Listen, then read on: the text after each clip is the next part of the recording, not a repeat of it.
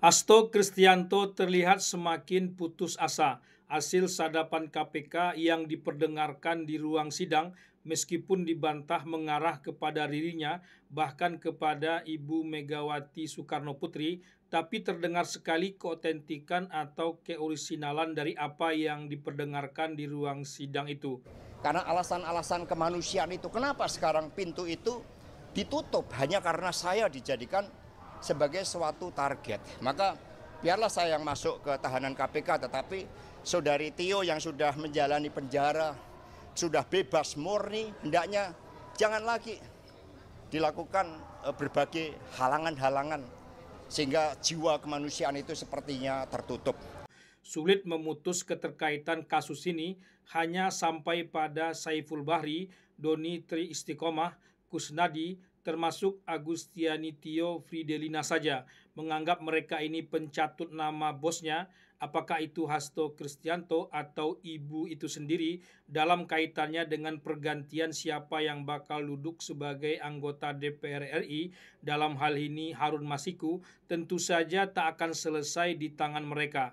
Mereka ini hanyalah operator lapangan sesuai perintah bosnya saja.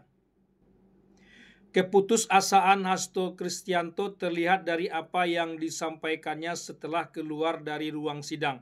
Ia mulai berbicara aspek-aspek kemanusiaan terhadap Agustiani Tio Fridelina, seolah KPK sudah melakukan kezaliman yang luar biasa. KPK dianggap bertentangan dengan prinsip-prinsip Pancasila yang dianut oleh negara ini, sesuatu yang seperti disambung-sambungkan saja agar terlihat gagah dan benar. Ketika ketidakadilan terjadi, maka disitulah respek terhadap kemanusiaan itu akan hilang. Sehingga ini seharusnya menjadi concern kita bersama.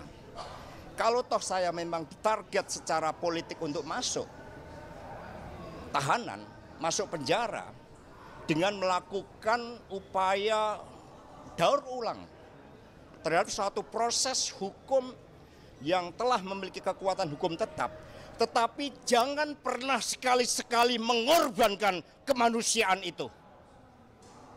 Ini Pancasila kita.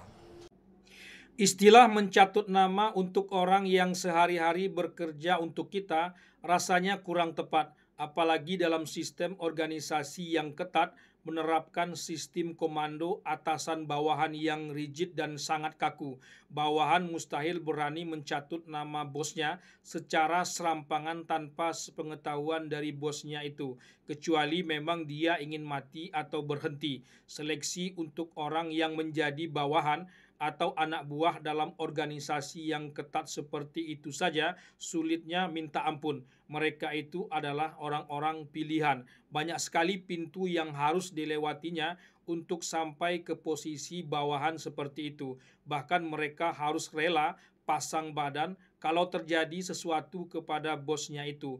Mencatut nama sebagai kebiasaan seperti yang dikatakan pengacara Hasto Kristianto kepada Saiful Bahri kiranya tidaklah pas.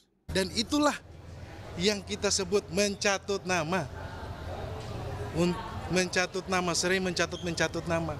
Gitu loh. Kan itu keterangan berdiri sendiri. Kan terbukti. Tadi saudari Tio menyampaikan, saudara Saiful ini kebiasaannya adalah membawa nama orang. Gitu loh. Dan itu sudah terbukti. Jadi menurut saya janganlah kita framing bahwa seolah-olah ini sudah terkait dengan pimpinan-pimpinan partai. Ini adalah perintah dari partai. Bukan. Secara organisasi, ya karena menjalankan putusan dari Mahkamah Agung. Itu clear. Mencatut nama akan lebih tepat dikatakan benar-benar sudah melakukan pencatutan nama adalah terhadap orang yang sama sekali tidak dikenal.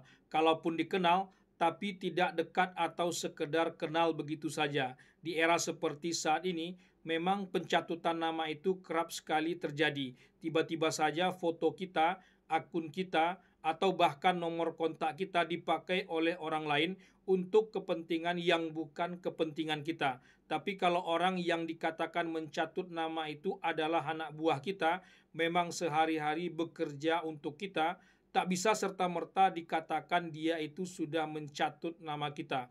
apalagi kalau sudah berkaitan dengan masalah hukum. Mungkin KPK harus menghadirkan saksi ahli bahasa untuk menjelaskan apakah seorang Saiful Bahri yang merupakan stafnya Hasto Kristianto dalam kasus ini bisa dikatakan sebagai seorang pencatut nama. Berharap saksi-saksi dalam lingkaran Hasto Kristianto termasuk Wahyu Setiawan mengaku bahwa uang suap adalah dari Hasto dan adanya perintangan penyidikan itu tak akan mungkin terjadi. Apalagi kasus ini sudah 5 tahun lalu dan sudah disidangkan dan tidak ada nama Hasto disebut di dalamnya. Terdakwa sudah menjadi terpidana dan sudah pula menjalani hukumannya. Wajar saja Hasto dan kuasa hukumnya wanti-wanti mengatakan ini adalah kasus daur ulang dan Hasto sedang ditarget. KPK tentu saja tidak sedang main-main. Sampai pula pada pencekalan terhadap orang yang sudah menjalani hukumannya. Yang menarik nanti saksi dari mantan penyidik KPK yang disebut-sebut pihak Hasto sebagai kesemuanya sebagai saksi yang memberatkan. Berkali-kali juga saya katakan bahwa kasus Hasto ini adalah usaha KPK untuk memperbaiki diri dan kinerjanya di masa lalu yang dianggap jeblok di bawah pimpinan Firly Bahuri.